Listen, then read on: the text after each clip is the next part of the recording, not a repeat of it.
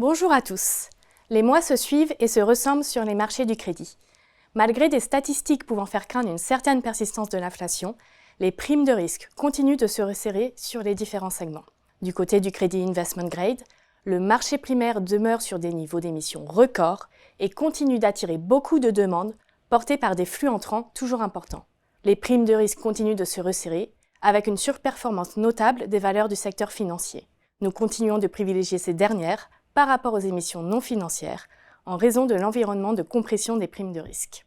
Nous préférons toujours le crédit investment grade en euros à son homologue en dollars que nous trouvons cher par rapport à des niveaux historiques, notamment en raison de perspectives de taux moins favorables. Sur le segment des dettes subordonnées, et pour la première fois depuis 2 ans, le rendement moyen des AT1 CoCo revient au niveau de celui du high yield euro, marquant la fin d'une période de décote historique et la fin des stigmates de la chute de Crédit Suisse. L'embellie actuelle a pu s'accélérer avec les répits obtenus par la banque régionale américaine New York Community Bank Corp et par la banque allemande Deutsche Pfandbriefbank qui ont rassuré les marchés en voyant les risques de résolution bancaire s'éloigner pour un bon moment. Le marché primaire bat son plein sur tous les gisements de dettes subordonnées avec des coupons entre 5 et 9%, démontrant l'attractivité du segment pour les investisseurs. Nous préférons les émissions libellées en euros et avec des coupons supérieurs à 5% afin de privilégier le portage.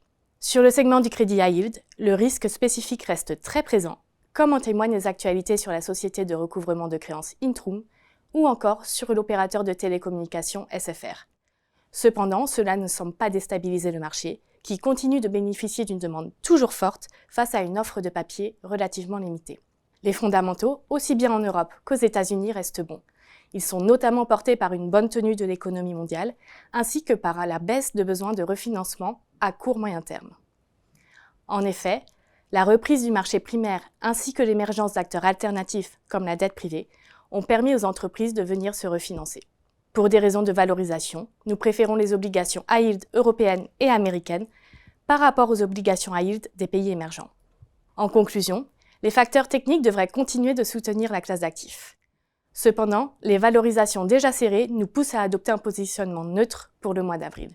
Merci pour votre attention.